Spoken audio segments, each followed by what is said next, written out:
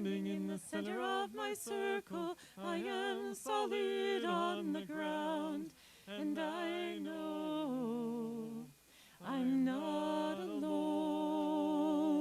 Three. From the beginning, and may the beauty before. Can you grab that? Okay, we have to figure out who's using what mic. You are. Yeah. You gotta disturb it. Disturb, yeah. be a disturbance. 2, 3, 4, and may the beauty before your life. In this great turning, we shall learn to lead in love. In this great turning, we shall learn to lead in love. So, okay. It's freezing. I can move up for these so that we're. Want me to move back?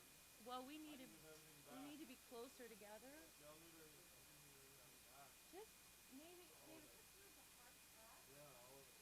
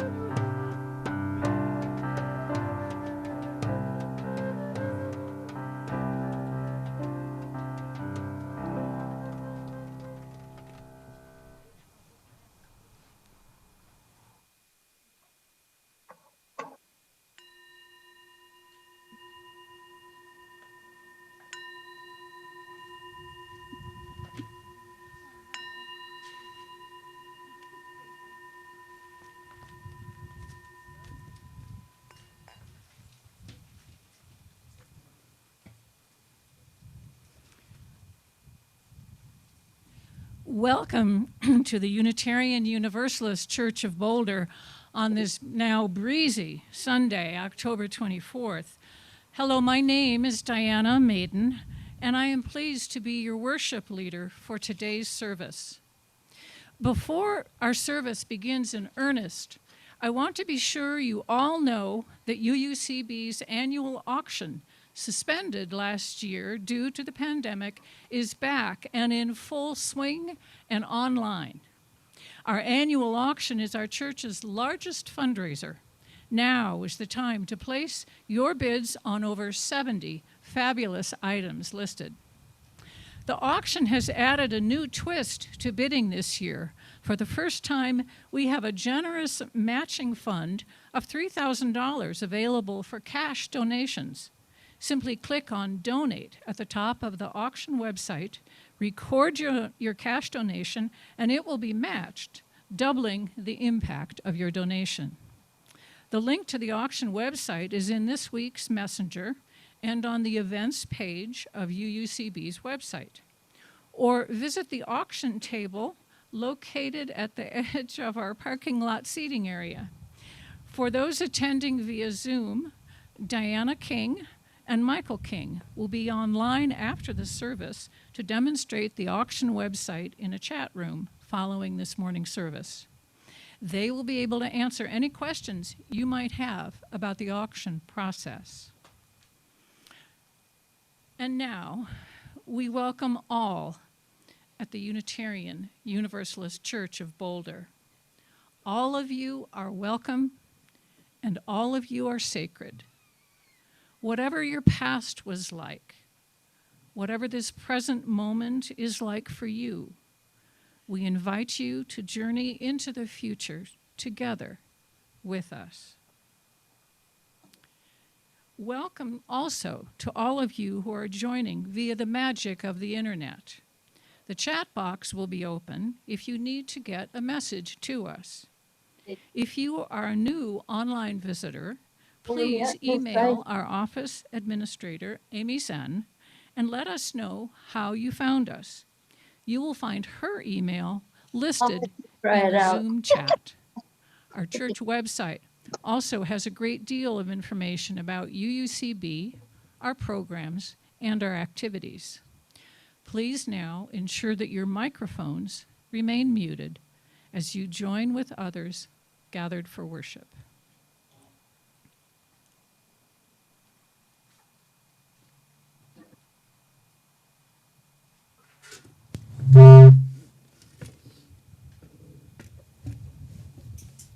Good morning.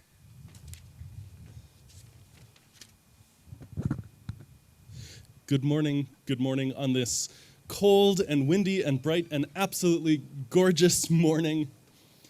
2 months ago when we had our first outdoor service, I wondered how I was going to survive the heat. That is not the problem we have today. Today, we've got just about, I think actually more people joining us online than we do in person, at least for this first service. And it validates and supports the unfortunate but wise, I think, decision we've made to move indoors next week. Starting next Sunday, we'll return to the sanctuary. Your musicians and worship leaders and me will all be there live streaming, but just for one single service at 10:30, and we'll return to attendance on Zoom. Now that may feel like a little bit of a step back for us after being together in person, but a big part of the reason is so that we can spend the month of November figuring out how to safely gather indoors. Your COVID task force is going to take a look at capacity and spacing in the sanctuary. We're going to take a look at air filtration and airflow and figure out how many folks can we have meet there safely, with the goal that in December, we'll return to 2 in-person services again, still live streamed, inside the sanctuary with some sort of capacity limit, maybe with overflow in the sky room for a simulcast. Words I didn't think I would necessarily ever say at church, but this is the world we're in, and we're leaning into it. Friends, before we begin, the other thing I want to mention is that on November 14th, we've got a new member class coming. So if you are not yet officially a member, if you are curious about becoming a member, if you are sure that you want to, or if you're just wondering what all is involved in it, I invite you, please look for the communication coming in the weekly email. Send a note to me or to Amy in the office. I would love, love, love to spend a couple hours with you on Sunday the 14th.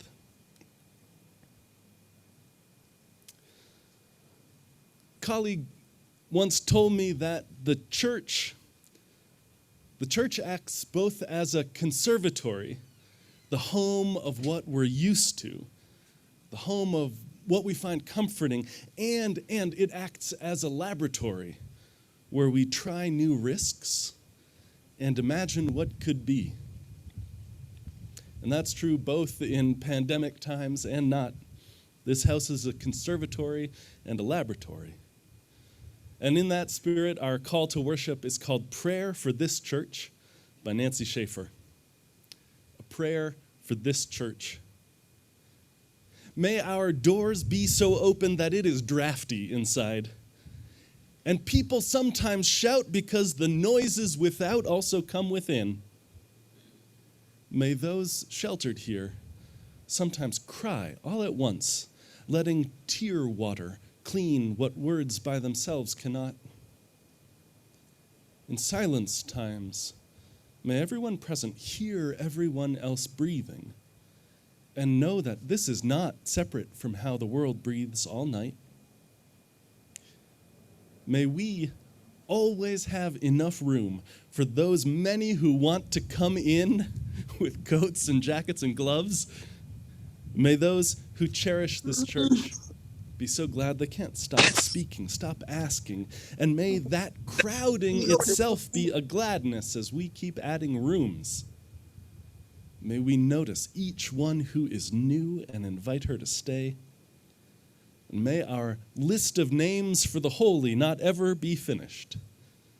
And may we hear the holy chuckling with us as we find still more.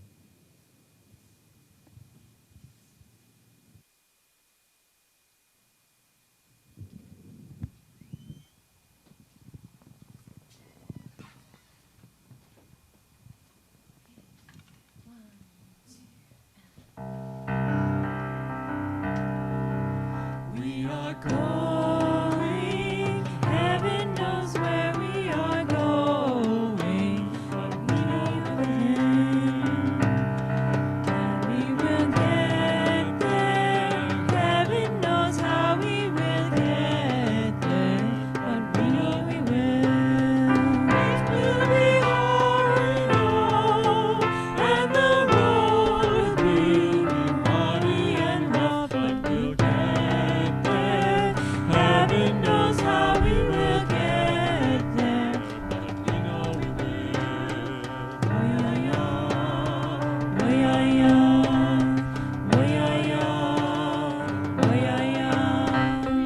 going. Heaven knows where we are going, but we know within. We will get there. Heaven knows how we will get there, but we know we will.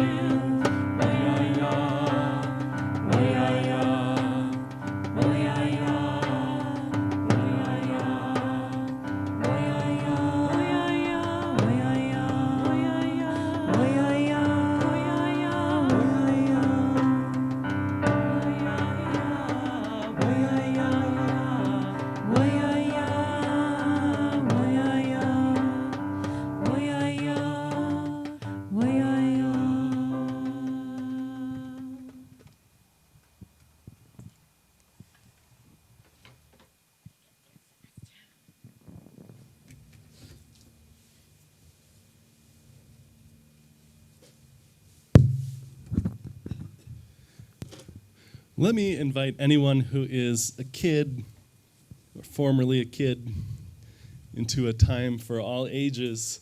I want to talk to you about airplanes. Have you all flown on airplanes? Maybe not for a little while.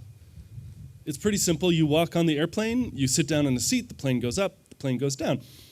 It turns out planes are pretty complex machines. So just as a quick poll of the room, how many parts do you think go into a plane? How many parts do you think a plane has? I see 5. I must be reading that wrong. Many. If a plane was a giant Lego set that you had to assemble, but the real actual plane, there would be 4 million pieces in the box. It's a very big set. That's probably like a $300,000 set. A Boeing 747, which has rows of seat across it as a row of 3, and then a row of 5, and then a row of 3. It has 4 million parts, and it's built inside the biggest building in the world.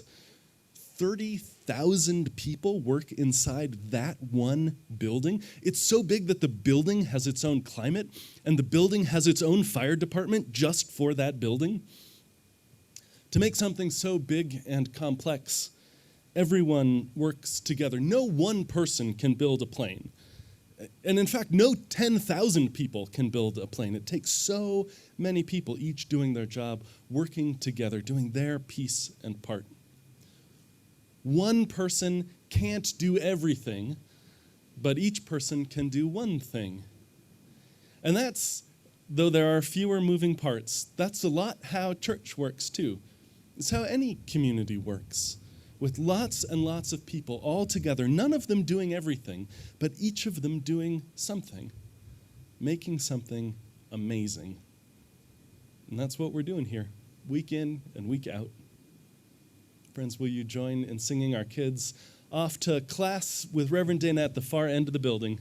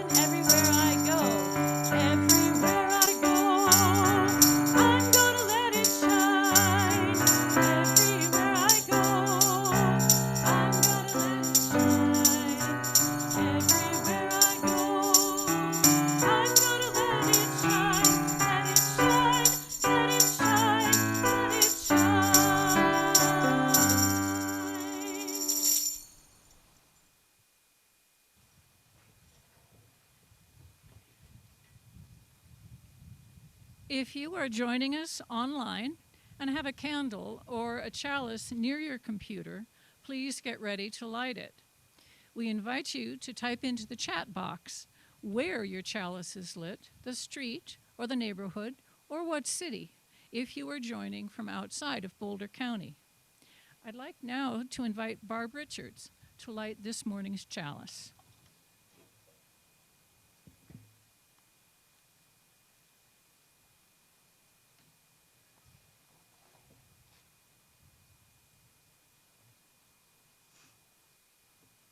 How nice to not have my glasses steaming up. Later in the service, we'll say a formal farewell to Reverend Emily Conger as she leaves her role as the minister to LUUP, the Longmont UU Presence. But I'd like to take us back to the year 2010 when Emily Conger and her partner, Ted Burnham, arrived at our church from the Northeast. As young lifetime UUs, they were soon recruited by Reverend Howell Lynn and our intern at the time, now Reverend Gretchen Haley, to facilitate the young adults. As a result of their efforts, at one time, we had the largest number of young adults in the nation. At their highest point, they numbered 55, and that was with an old white-haired minister. Fast forward, as so often happens, Emily finally followed her call to ministry and started her journey at Meadville Lombard. Immediately upon graduating, she accepted the role of organizer for the Longmont Unitarian Universalist Presence, affectionately called the LUUP. Before this time, I was asked to become a member of the LUUP steering committee. There were 3 members each from UUCB and Boulder Valley UU Fellowship. We were pioneers in what we were creating, 2 congregations planting the seeds for a group of UUs that lived in Longmont while still belonging to our church and the fellowship. Soon it became clear that LUUP needed professional spiritual guidance if we were to flourish. We were only able to start Emily at 15 hours a month, roughly 3.75 a week, but she did her job to the max. After receiving a generous UUA grant, she was doing 15 hours a week, which made such a difference. During the pandemic, the church, the fellowship, and LUUP had the honor and privilege to ordain via Zoom Reverend Emily Conger. Hers was a well-deserved and beautiful celebration. Under Reverend Conger's guidance, LUUP has flourished and has become a viable faith community serving Longmont. LUUP was the first ongoing UU dinner church. Her ministry will continue with Nourish, UU Dinner Consultants, helping congregations around the continent by helping religious professionals and lay leaders to feel spiritually fed.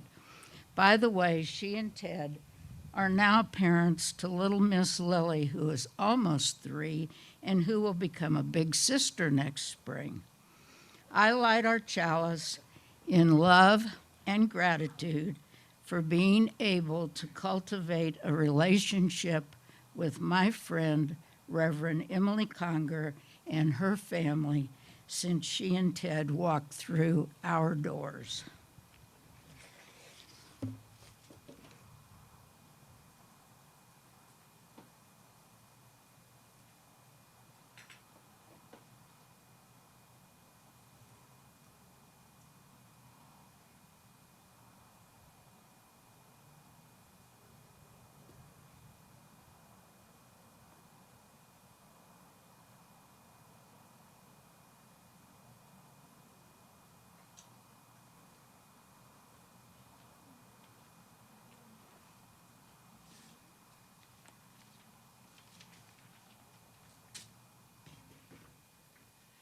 We now invite all of those gathered in your various locations to join together in fellowship and community as we all say aloud our congregation's covenant. Please repeat each line after me. We gather in fellowship to speak truth to each other.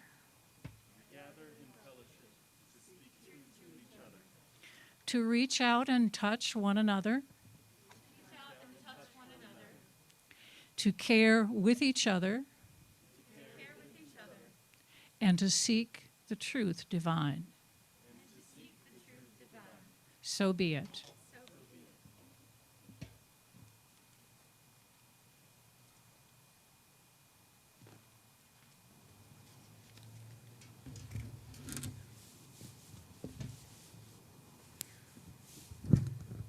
We take a few moments in our service now to formally release and bid farewell to Reverend Emily.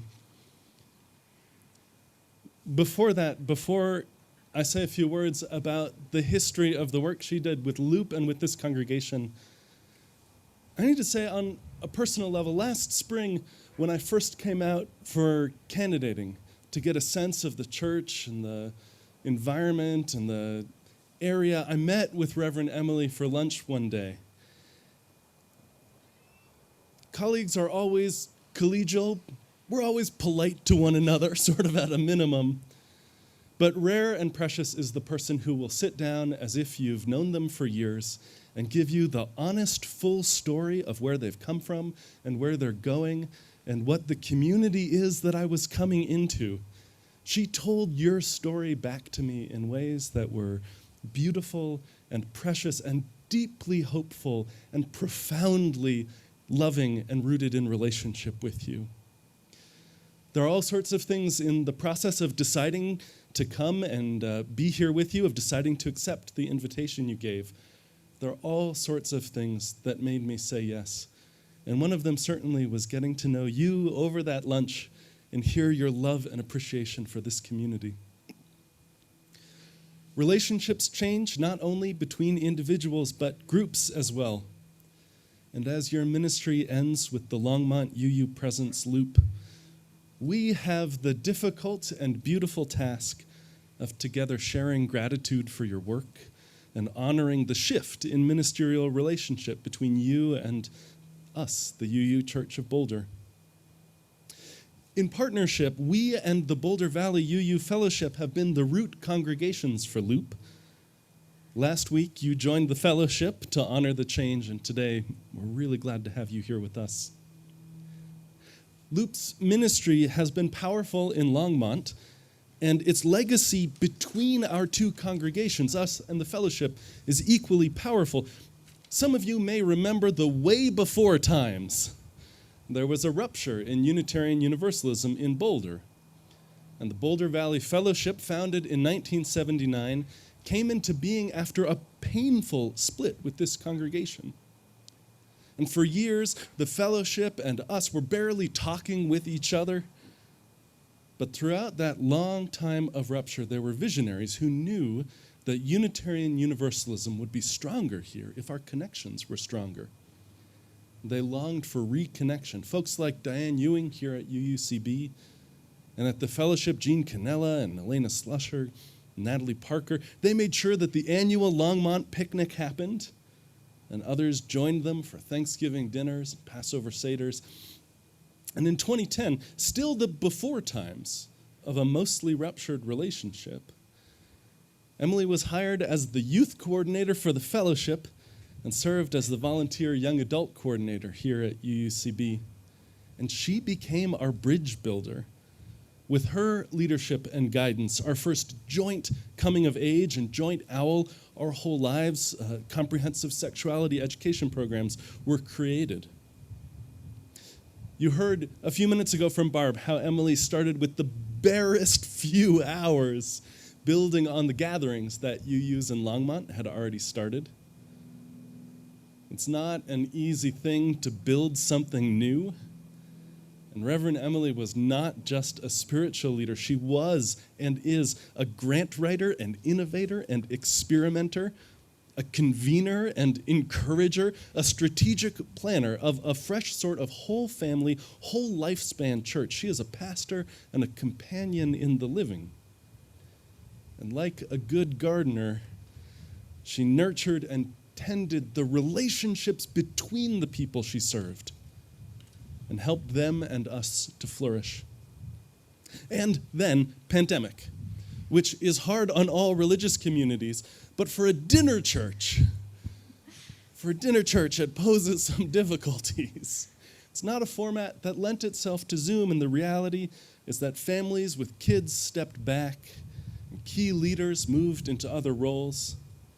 Emily spent some time out east with family in the midst of pandemic, and in deep discernment through these last months, she and LUUP made the decision together that her time with them was coming to an end, making space for something new for LUUP, something new for you too.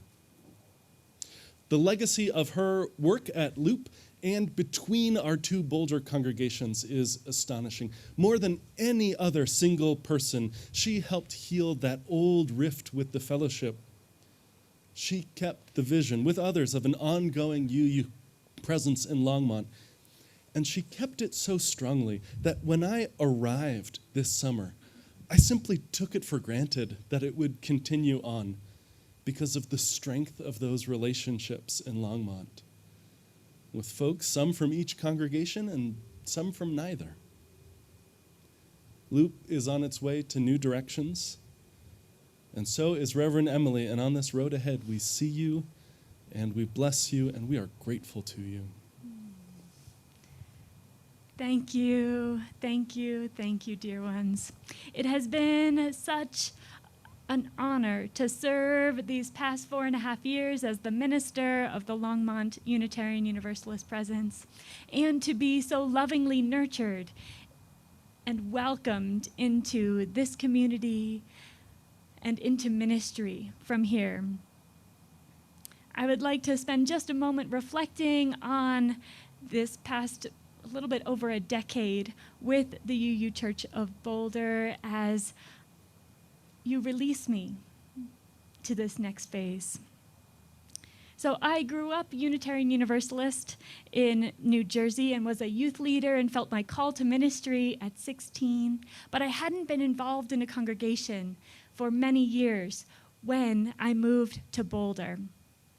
And there was one day when my partner, Ted, and I were biking around town, and we happened to bike past this church, and we thought, well, maybe we'll just stop by and see what's happening. And the doors happened to be unlocked. I'm not sure exactly why they were unlocked and we could just walk in, but we could. This was certainly in the before sanctuary times and before pandemic times. So we walked in the door, and there was a youth retreat happening here. And so the building was alive with youthful energy and spirit. And Ted and I walked in and looked at the calendar on the wall and saw that there was a young adult Our Whole Lives, a sexuality curriculum that we had taken when we were younger. And I was a sexuality educator working at Planned Parenthood, so I was excited about this possibility. And we said, this might just be the community where we might be able to connect. Ooh, and it was. The doors were open, and your arms and hearts were open as well. We were swept into this community with love and abundance from people of every generation. Within a week, we were asked to lead the young adult group, the youth group, and teach OWL. Welcome, welcome, welcome. They saw our leadership potential and our spark of enthusiasm, and we were invited in. I didn't say yes to all of those immediately, but between the church and Boulder Valley UU Fellowship, within a year I was doing all three, but being paid for some of it. Over the years, I was welcomed even more deeply to be chosen family for many of the members here, and have developed friendships and relationships that I will hold in my heart as so dear for the rest of my life.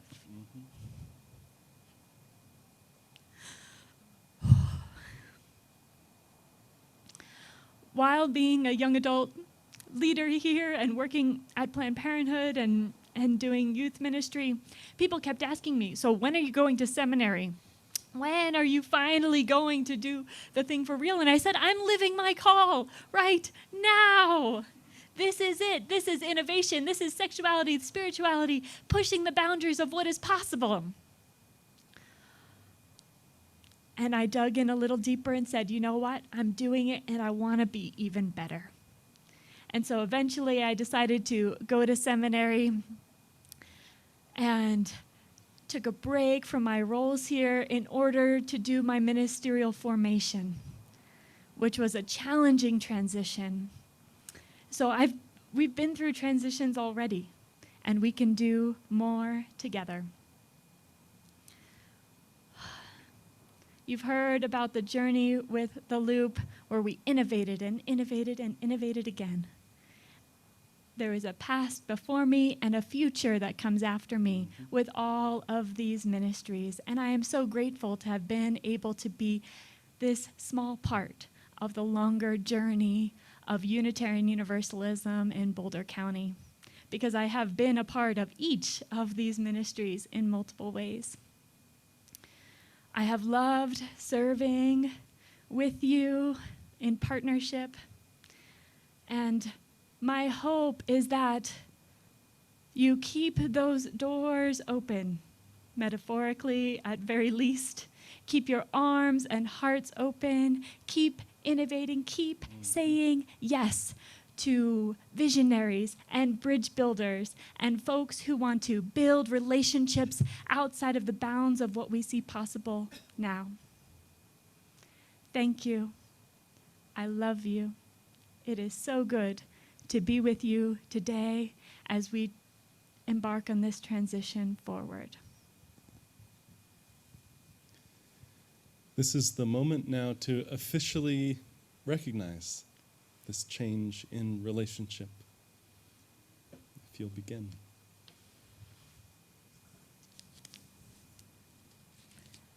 This script reiterates some of what I've already said. I thank the UU Church of Boulder, its members and friends, for the love, kindness, and support shown to me these last 4.5 years as the minister of the LUUP, and the years before that, where I served as the young adult leader. I ask forgiveness for the mistakes that I have made. I am grateful for the ways my leadership has been accepted. And as I leave, I carry with me all that I have learned here and the love of relationships that have been built. On behalf of the congregation, we receive your thankfulness. We offer any forgiveness needed, and we accept that you now leave to minister elsewhere. We're grateful for your time among us. We ask your forgiveness for our mistakes. And we remember that your influence on our lives and our congregations does not end with your departure. I forgive you and accept your gratitude, trusting that our time together and our parting are all part of life's evolution. Emily, it's time for us to release you from the position of minister to the LUUP. Members and friends, do you release Reverend Emily from her position as minister to the LUUP, offering your encouragement for all her future ministries? If so, please answer with joy and volume. We do. Emily, you'll still be in the area, living in Lafayette for the foreseeable future. We'll see you around town. Maybe we'll even see you in one of our congregations. Do you release us from calling on you as our minister? And do you offer your encouragement for the continued thriving of the LUUP and the deepening interconnection between the two congregations? I do. We each of us give thanks together for the moments that we've shared with Reverend Emily in worship, in learning, in service. And we pray that her journey will be safe and meaningful and fruitful as she moves to a new and unknown place. Say, may ours. From here, we cannot see what reconnections will be made, but it is clear that the root of our connection and relationship is strong and will not be eroded. The weaving of these relationships between and among us and with Reverend Emily has been a gift and will continue to be one. Amen. Thank you.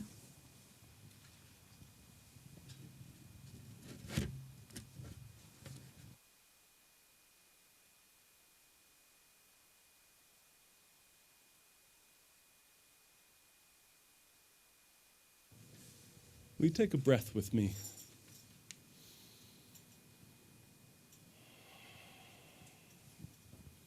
And another slower grounding, breathing down, finding yourself rooted to the earth, to your chair, to each other.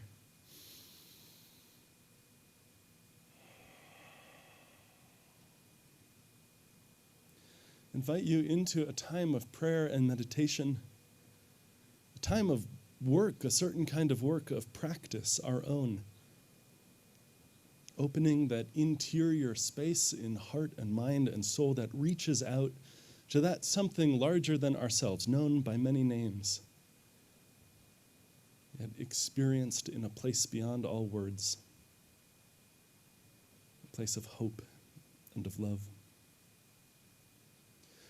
Our words for meditation today are this, called the perpetual migration. How do we know where we're going? How do we know where we're headed? Till we, in fact or hope or hunch, arrive. You can only criticize, the comfortable say, you don't know what you want. But we do.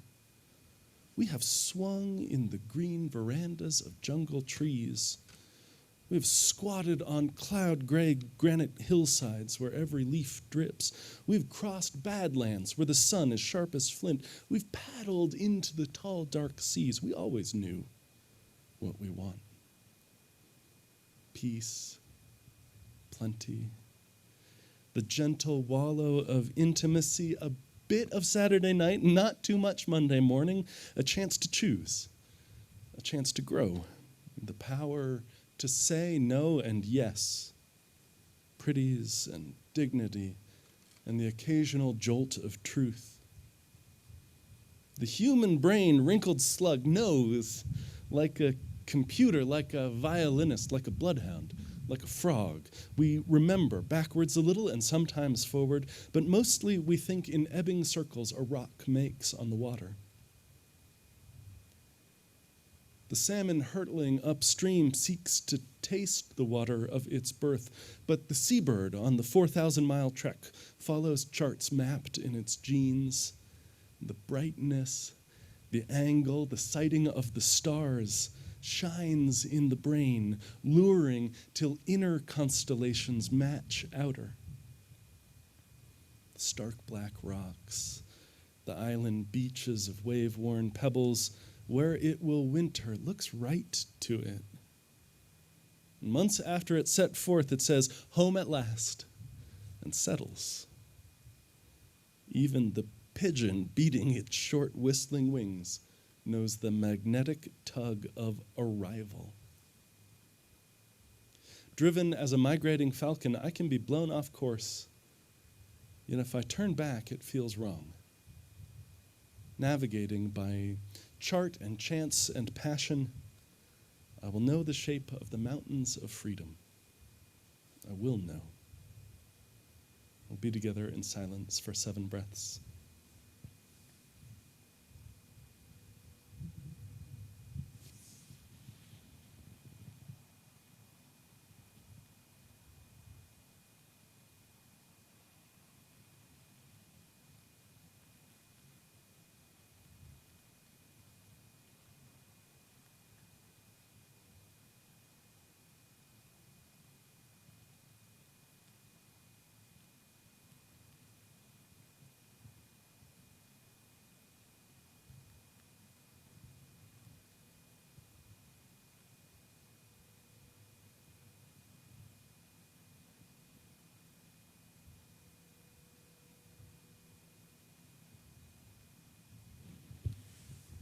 Amen.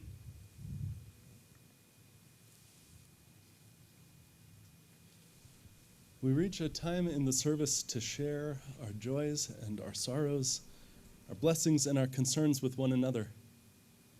We do this in ritual, this outward expression of an inward experience, investing it with meaning that wells up from within and beyond us. This table in front of me has a tray and 2 bowls.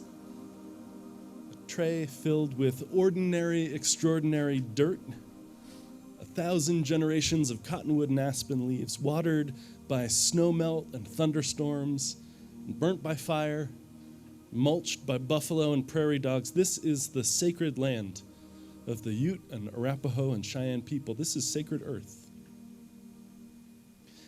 And the bowls contain stones from Boulder Creek, little pieces of mountain with their rough edges smoothed over by time and water and motion. And for those meeting together again in person, I invite you to come forward in just a moment as you so are moved to take a stone and place it into the earth, to invest that stone with your joys and your sorrows, your hopes and your cares, and then place it alongside the others, mingling with each other, held in the hands of the earth. For those gathering online, I invite you to share in the chat any hopes or sorrows that you'd like me to lift up to the gathered community.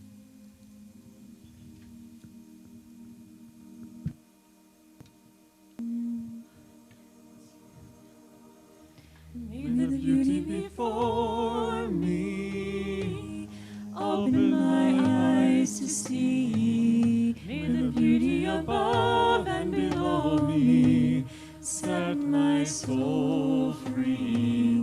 May the beauty inside me wake me up to feel the beauty between you and me is real.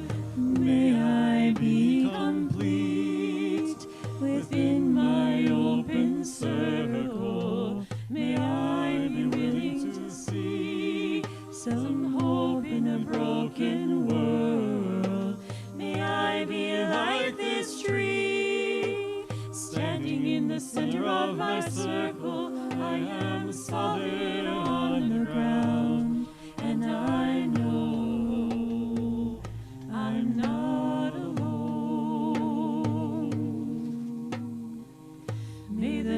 beauty before me. Open my eyes to see. May the beauty above and below me set my soul free. May the beauty inside me wake me up to feel the beauty between you and me is real.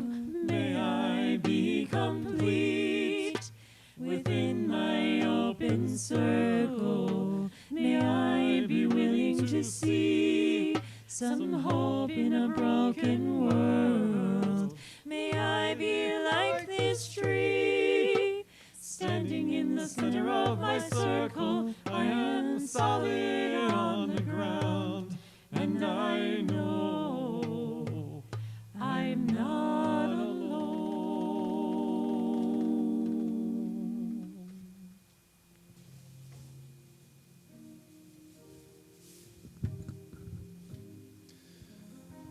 To all these stones you've shared,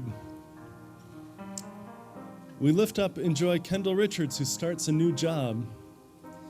And we hold in love and the unbroken circle of this community Pam Leland, who's traveling to Minnesota as her mother's life draws to an end. For all those blessings and concerns, as well as those that remain silently on the heart, we hold this compassionate space with love and bless each other. Amen.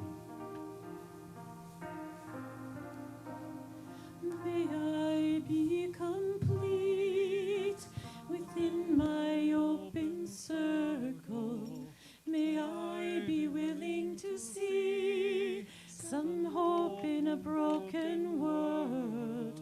May I be like this tree, standing in the center of my circle. I am solid on the ground, and I know I'm not alone.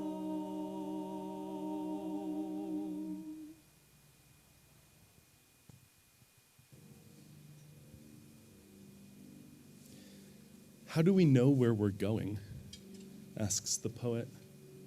How do we know where we are headed until, in fact or hope or hunch, we arrive? You can only criticize the comfortable, say you don't know what you want, but we do. We do because we've felt it. If you've gathered in a LUUP dinner church, if you've fallen into the music on a Sunday morning, if pulling weeds in the garden, you've looked over to a friend you hardly know yet at work and grinned, if you've marched for justice and felt the grieving, hopeful crowd around you, you have felt it. You know what you want. Peace, plenty, the gentle wallow of intimacy, a bit of Saturday night and not too much Monday morning, a chance to choose, a chance to grow, the power to say no and yes, pretties and dignity, an occasional jolt of truth. You know that. You know that sensation in your body, that feeling, just as the seabird on its 4,000-mile trek follows charts mapped in its genes, till inner constellation matches outer. That's what brings folks here. That's what brought you here, probably. That's the vision, the feeling on the inside, that thing you're looking for and searching for, the thing that brought you into this moment, whether it is your first service or your 1,000th. That inner constellation is a vision. Since I joined you a few months ago, folks have asked from time to time at different levels of specificity, what is your vision for this church? And friends, it is such a simple, ordinary, difficult, amazing thing. It's so easy on the one hand. It goes like this. And I resisted this sometimes, sharing it, because in a way it feels almost too simple, but maybe the best things are. My vision is to gather in community, to grow our souls, and to help to heal the world. And it's that simple, to gather in community across boundaries, across the usual boundaries of age or class or race or education, to gather in community. Exactly right here among the trees and online, to gather in a community where we know each other and are known. That difficult work of small group ministry, of deep listening and vulnerable sharing, gathered in community. To grow our souls, to grow our spirits, to grow our inmost self through practice. The work of prayer or meditation, the practice of deep listening and authentic sharing, the practice of making music, the practice of worship. Each of these things changes us. And to help heal the world, the vision and the hope is to make a tangible difference in partnership with community groups. I'm not interested in performative justice. And I remember that in this congregation, we have a community of people who can get into almost any room in the entire state, who can sit down with our representatives, our senators, or our governor, who can bring people out into the streets, and who can show up with policy solutions. For me, the vision is to harness this power that we have, this startling power that we sometimes don't even realize we have, to make a tangible difference. A Boeing 747 has 4 million parts and apparently takes 30,000 people to design and assemble inside the largest building in the world. Maybe and hopefully church is simpler than that. But it's also more complex because church, congregation, community is not an engineering problem to solve, but an experience and relationships to live into as people. And I think sometimes on some of these old stories, the hero boards a boat thinking that they're a passenger on their way to the next destination, only to be handed a line and told to haul, told no passengers on this boat, only crew. Would you like to teach owl? It's the same here. There's no passengers. There's no audience. There's no audience here. Everyone is crew. Our AV team, bringing the service to life online, is crew. And our volunteers who showed up early this morning to bring out these chairs and set up the tent and keep the flowers alive at least one more week is crew. And the people who came to set up several hundred feet of audio cables, crew. But listen, it's not just the people at the front of the space. You are crew. You all are doing the work of a Sunday service, letting yourself relax into the music, letting yourself open that interior space into prayer or meditation or intention. You all are crew, figuring it out, making sense of it, having this experience. I tell my preaching students sometimes, don't forget the congregation is working as hard as you are, just a little bit quieter. So don't get me wrong, we need volunteers. After the service, you should go talk to them and volunteer to work with the AV equipment. Or you should come to the welcome table and say, hey, I can be an usher. But what we need is not just labor, but a whole congregation of people coming alive, people gathering in community to grow their souls and help to heal the world. That's what you're doing. People who come because the world is overwhelming and too much. People who come not to be set to work, but to have space to mourn and the room to cry. Who come in holding tears and needing to let them out. That is the work of church. And if that's your experience today, you don't need to volunteer for a thing. You need to show up and feel your feelings. When I say crew, I don't mean that everyone needs to join a committee, just that everyone has their work. Everyone brings what they have and does what they can and makes a life together.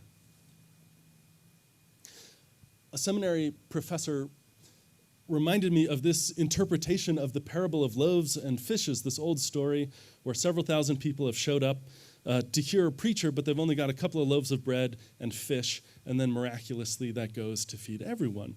And the seminary professor, who's a historian, reminded us, look, no one goes out for a walk in the desert. No one goes to spend a day at some revival empty-handed. Everyone's got some food or water or sustenance stuffed into a bag or a pocket. And the miracle is a very ordinary one, not a supernatural one. The miracle, I'd suggest, is not about something coming from nothing. It's not about emptiness suddenly bursting into being. It's that the people who brought what they had shared what they could, and everyone got fed that way. That's the way that church works. Not about something from nothing, but sharing what we have. The poet David White writes, "This is not the age of information. This is not the age of information. Forget the news and the radio and the blurred screen. This is the time of loaves and fishes. People are hungry, and one good word is bread for 1,000. All of us are crew. All of us are the people to share that one good word with each other." In the board retreat 2 weeks ago, your leaders gathered and shared a lot of good words. They were bright and optimistic and hopeful and realistic and pragmatic. I've never seen such a group of people skilled at not biting off more than they can chew. It bodes well for the road ahead. They'd waited for me to arrive rather than doing this conversation last year about priorities. And they developed 4 strategic priorities for this church year. The first is to be building a post-pandemic congregation. Now, we are not, in fact, post-pandemic right now, but that's what's ahead of us. As we go inside and figure out indoor capacity in November, as our AV team gets to set all of this up once in there, and then not have to break it down, pack it up, and bring it inside, and then back out again every week. As we figure all of this out, we're figuring out how are we going to be a post-pandemic congregation? What's it going to look like when multi-platform is the new normal? What does it mean to always have an online option for meetings? All of these sort of, some of it's just very pragmatic and figure-outy kind of things. But we're out of practice after 2 years. And so part of our work is to reestablish and rebuild, restaff the committees, ask ourselves which ones we don't need anymore, ask ourselves what we do need. Well, the second strategic priority is connection. And that's all about getting us together. I feel this so much more acutely this year, when this pandemic, which was supposed to be over and done with, is not. And after spending 2 months with you on Sunday mornings, I feel this hunger for connections. And so we'll have it. We'll have small groups and affinity groups and social justice groups. We'll have geographic groups gathering in Longmont, gathering in East County, in Boulder. We'll have gatherings here outside. Reverend Dana, maybe not as we speak, but this week is pricing out fire pits so that because we are in Boulder County and not the city of Boulder, we can come out here on a snowy Sunday evening and make s'mores together. That's connection too. I'm gonna make s'mores even if none of you show up. Connection. In that connection, the third strategic priority is building a community of inclusivity, which means deepening our understanding, first, of this culture that we live in, which treats white lives as if they matter more than the lives of people of color, which acts as if white folks are in charge and supreme over all others, even if that's not even slightly our intent or hope. Deepening that understanding and acting to undo it is that third priority. And the final one is in a slightly different direction from the other 3. It's figuring out the future of our physical plant, of this building, The work this year will be to stand up a strategic initiatives committee that looks at two questions. First, what are our options for this building? What are all the issues that it has that need solving? What are our options if we were to sell or to buy? What are our options if we were to build on this site? What are the possibilities and what are the constraints? But second, and alongside just figuring out the logistics of it, is better understanding congregational desire. The question always in a capital campaign isn't should we have one or not? The question is, what do we need in order to be who we are? What do we need in this building in order to flourish as a community? What do we need in order to gather in community, grow our spirits, and help to heal the world? And that can look like many, many different things. So piece of this last priority is to open conversations with the whole congregation, to start to ask, well, all right, what is it that we need? Where do we want to go? What do we need out of a physical space that lets us be who we are? At the end of the year, what we'll know is options and input.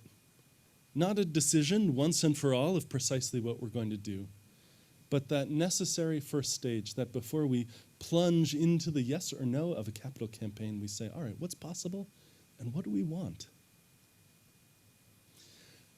The church acts both as a conservatory, the home of what we're used to, what we find comforting, and it acts as a laboratory where we try new risks and imagine what could be. Reverend Emily showed us some of the best of that with LUUP. She showed us some of the best of that to be a conservatory and a laboratory in the young adult group when she led it. She showed us the best of that in helping to heal the generation-old wound between this congregation and the Boulder Valley UU Fellowship. This is a home of what we find comforting and a laboratory to try new risks and imagine what's possible. That's the road we're on. And in the short term, that experimentation is a difficult thing. We return indoors, live streaming a single service at 10:30 and no one present in person. But we do it in order to chart the path ahead, to figure out sanctuary capacity and logistics, to reopen in December with 2 services. So while we're going online next week, this is not the same as it was a year and a half ago.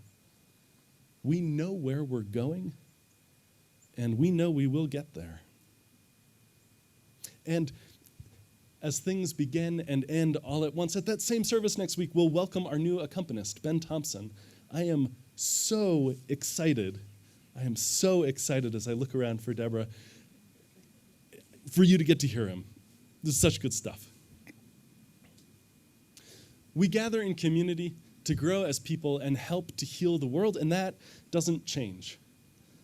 The substance of this church is not the building or even the minister. The real substance is the bonds of connection and relationship woven between all of us crew members who followed the charts written on our hearts, who looked and found this community, making it and remaking it so that inner constellations match outer. Amen.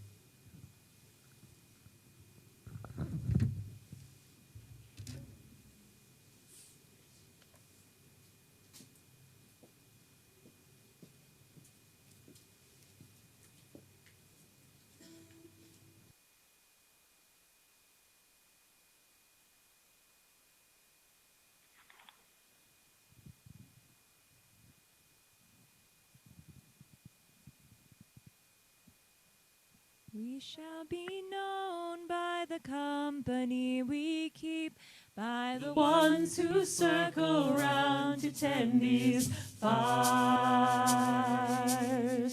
We shall be known by the ones who sow and reap the seeds of change alive from deep within the earth. It is time now. It is time now that we thrive.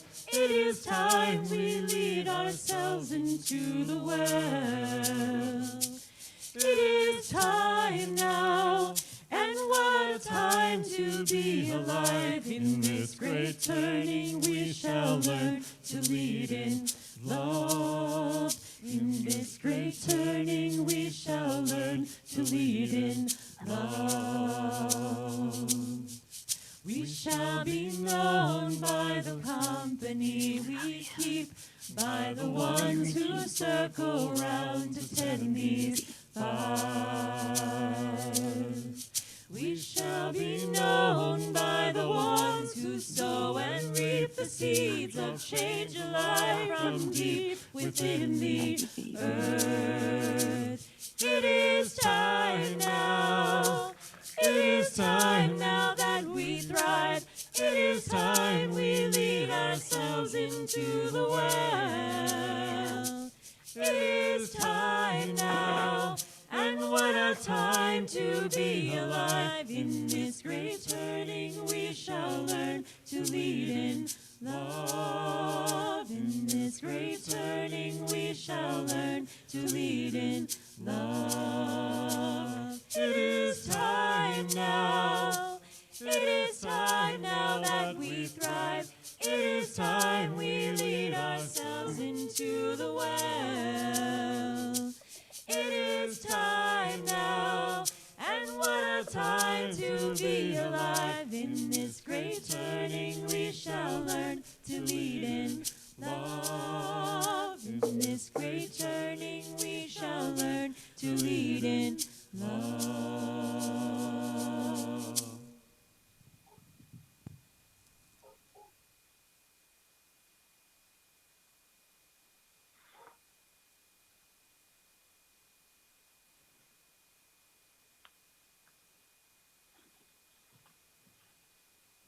This month, our offering goes to Intercambio.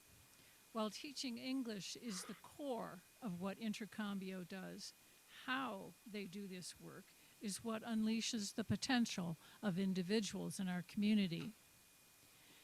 This year, 50 local Intercambio students gave interviews sharing their opinions about online classes, what they learned from other cultures through Intercambio classes, their sense of belonging in the community, and other feedback that will shape the future of Intercambio's programs.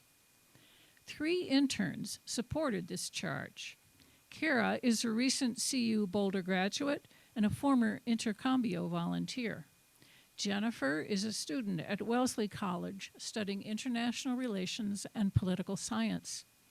Johanna is a Fulbright scholar from Honduras who also brings research experience to the role. I have been grateful and humbled to listen to students about their journey in the United States and the impact that Intercambio continues to have on their everyday lives, Johanna shares. Intercambio student feedback is an essential ingredient to innovation, and once ready, the data will provide a blueprint for future Intercambio work with English language learners. For today's offering, please remain seated where you are, and the ushers will come to you during the musical interlude which follows. For those of you joining us remotely, you can make a donation using the link posted in our chat, or by sending a check to UUCB, or scanning the QR code on the next slide with your mobile phone. I invite you to give as generously as you are able.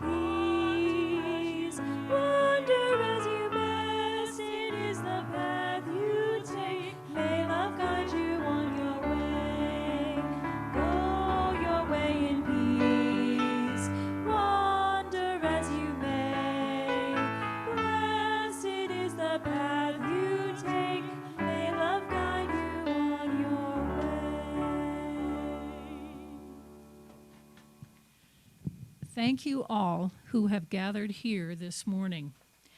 We invite those of you who are joining online to stay with us in the Zoom room for a time of online fellowship and discussion. And those here, stay and chat. Thank you.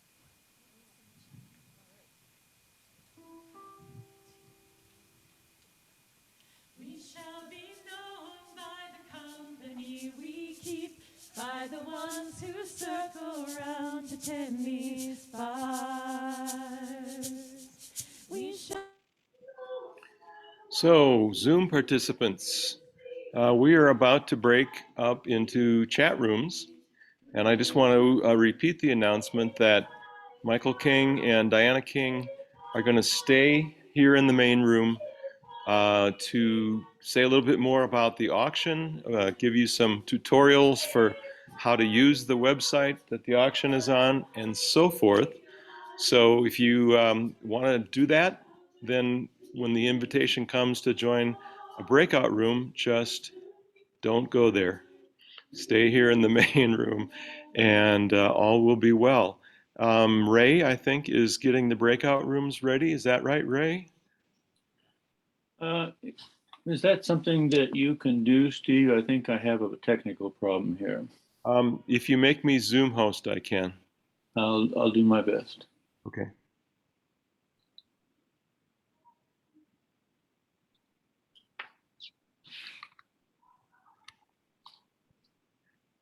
Okay, here we go, folks. I'm going to make 2 rooms, and here they come. See, where can I put a chair where I don't know if there's going to be room?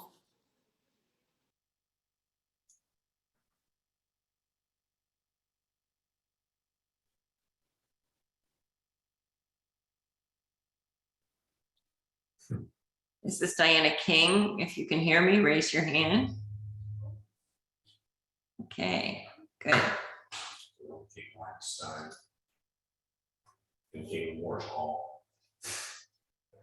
Great.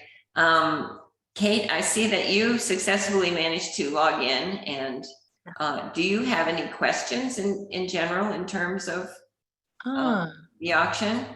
Let's see. Trying to think. Oh, how does it work at the end? Like, so is the last day in early November? The last day is now going to be Saturday, November 6th. November 6th, okay. And it's going to be at noon. Originally, and you still may see some other, you still may see some other advertising that said it ended Friday night, November 5th at 9 p.m., but we decided people will be more active in the day. So, okay. And we also moved, we were going to have a live auction event on Saturday night, November 6th, but we moved that to be after the service on November 7th. Oh, that's a good idea. There will be, after the last service on November 7th. Oh, that sounds really good. And then I was wondering if I was seeing some things online about that, how it works at the end, like you sometimes have people coming in at the very end and just kind of bidding on many, many things. Is there any sort of like guidelines or? Okay, so I'm going to repeat, since we have a new participant, Ali, welcome. Kate had asked a question about how the auction will wrap up. And we can back up and talk to you a little bit about how the action starts. We kind of went to the end because Kate has managed to register and log in. So I'm going to answer her questions and we'll get back to some beginning stuff. So the auction will go until noon on Saturday, November 6th. And at that point, all the frenzied auction bidding could last up to 10 minutes longer, meaning per item. If there's a frenzy going on, the system will detect it. And the system will allow little 3-minute windows, meaning if the activity continues during the 3-minute window, it will go up to 10 minutes more. Okay. But if there's no activity on any particular item, that item will close off somewhere between noon and 12:10. And that is a feature we could, initially we put it for half an hour and then we decided that's too much frenzy. So we have Okay. 10 minutes of frenzy. Okay, and then Sunday afternoon after church, the November 7th, all the items will be at that point closed. All the winning bids will be awarded. If there are any extra places, we will have still some last chance. We have 2 auctioneers who will be doing the live Zoom auction. I say live, but it's all online on Sunday, November 7th. We will at that point be down to just 1 service that will end at 11:30. So we will be starting that, and I have to work out the time, either 11:45 or 12:15, depending on how much of a break we do from the service, giving people a moment to get some breakfast, get some lunch. And then we have 2 live auctioneers. We have some secret items that have never been offered. And we'll have some last chance and just a celebration. Okay, so the good news on the auction. So Ali, I don't know if you've been here for an auction in the past. The website is in the chat and you can copy that in or link to it or save it. The way it goes, and if I'm able to share my screen, we'll see if that works right now. Can you see my screen? Nod your head if you can see my screen. Good. So this is what the auction site looks like. Up at the top, there's a home button on the left. You can see all of the auction items, the next item, by clicking on that. You can donate, but this donations is just straight cash, meaning some people are nervous about offering auction items. But at this point, there is another place. If you scroll down on the screen where it says, you don't see, you're not seeing my screen? Oh. I don't see your screen. Okay, Ray or Steve, are you still there? Can you allow me to share screen? Let me see. Yeah, one moment here. Let's see here, it's my fault. I see it. I am able to share screen. I think. I don't know, I have all these. Oh, how strange. I have lots of things. Okay, can you see my screen now? Okay. No, not yet. Share screen. I don't think. Oh. I don't think you're going to be able to share screen. Wait. Did you see it now? Yeah, no, it says participants even can share screen, so it should work. That's not what I'm seeing. Yeah. Okay, well, I turned it on. So Ali, I'm gonna work you through it. If you want to call up the website and just listen to my voice, because I think right now you're the only one trying to.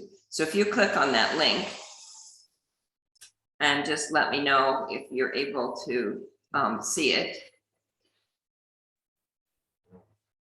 Ray's trying some things. Ali, are you able to see the auction site from the link? No. It's in the chat. It's in the chat. Do you see the chat box? Chat box is disabled. Oh, your chat box is disabled? Yeah. I'll see if I can, well. No. Oh, I can see your screen now. That's Ray's screen. Oh, that's Ray's. You can't see my screen, I think. Can you? Oh, okay. Can you see the auction website? Yep. I You see can't see the auction website. Yep, I see it. Okay, all right. Does it say home, auction, donations, donors across the top? No.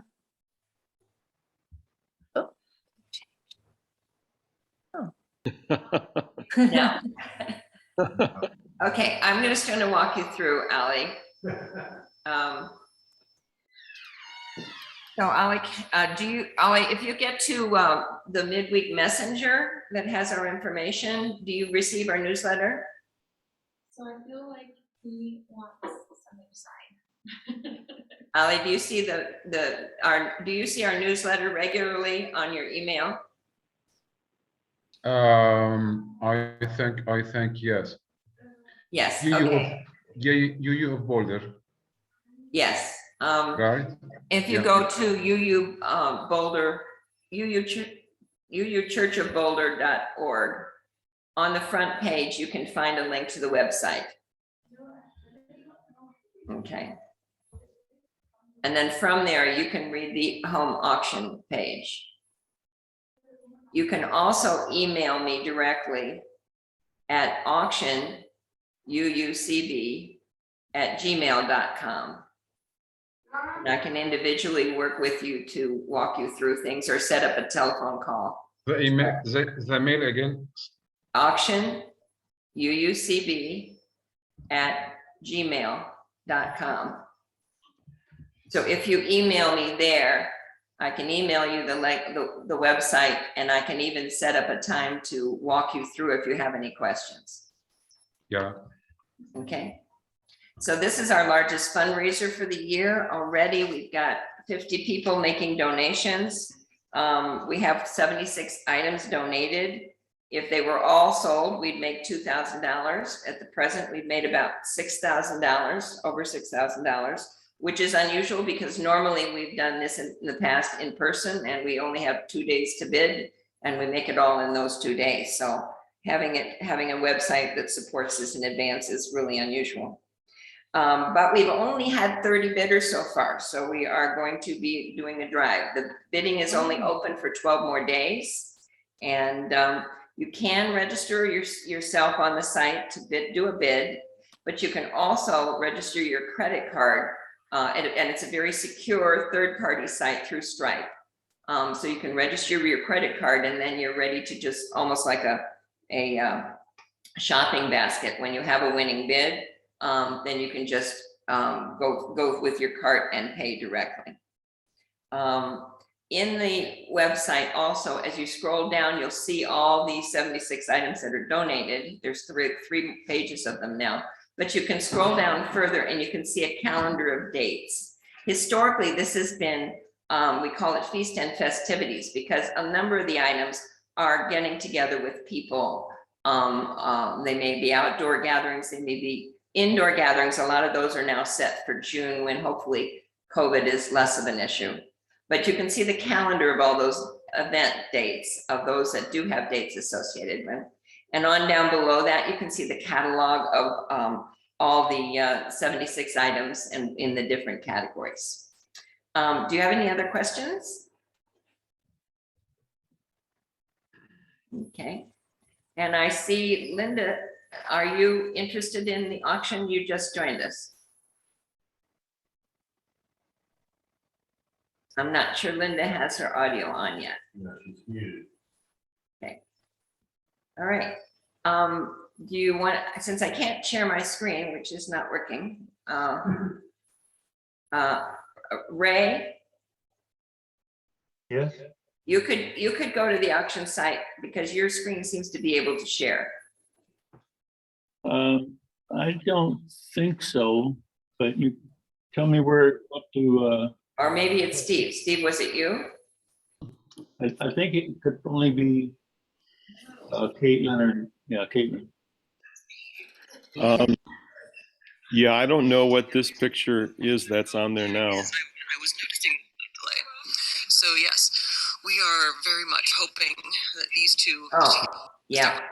I think we allowed all participants to share, so we're getting in at somebody else's screen. Right. Okay, so we probably have to stop that. Let's see if we get there. Here, I'm changing it to one participant to share. Okay, so that turned that part off. So Steve, are you able to get to the auction website?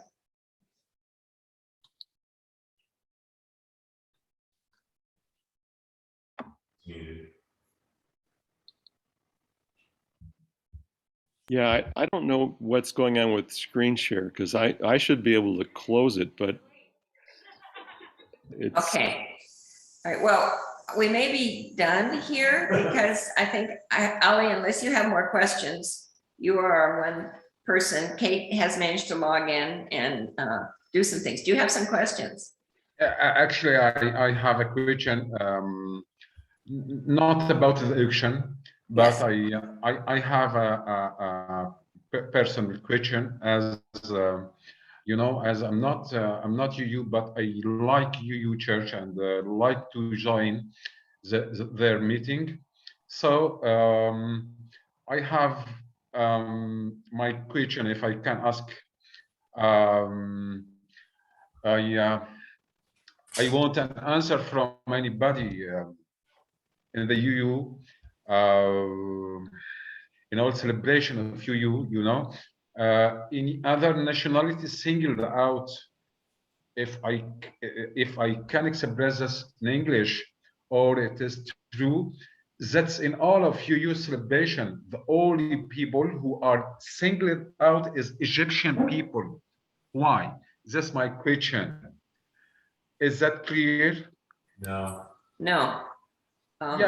Yeah.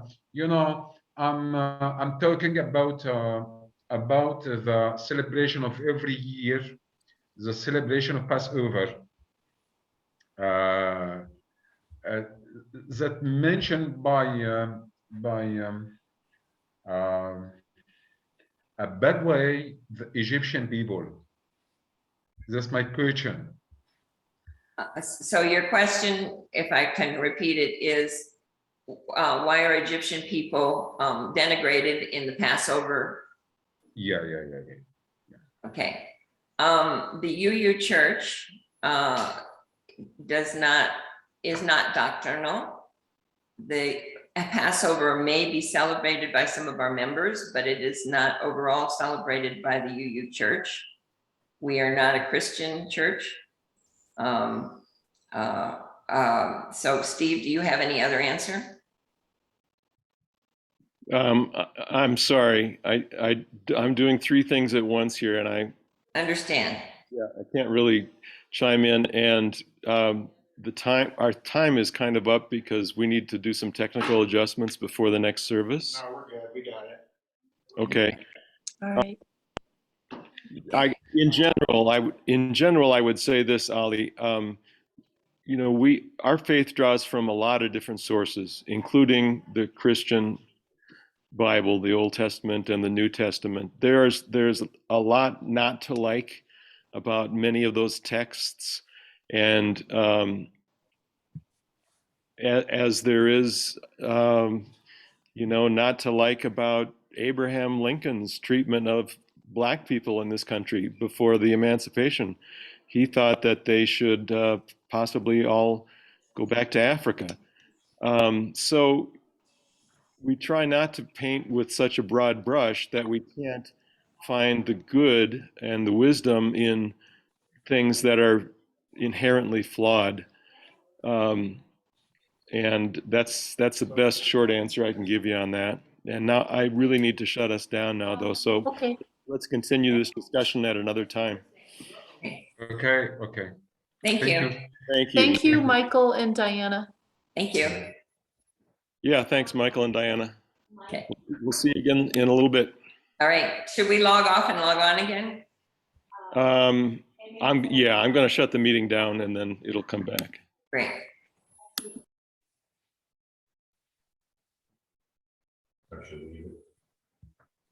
I think so. Let's see.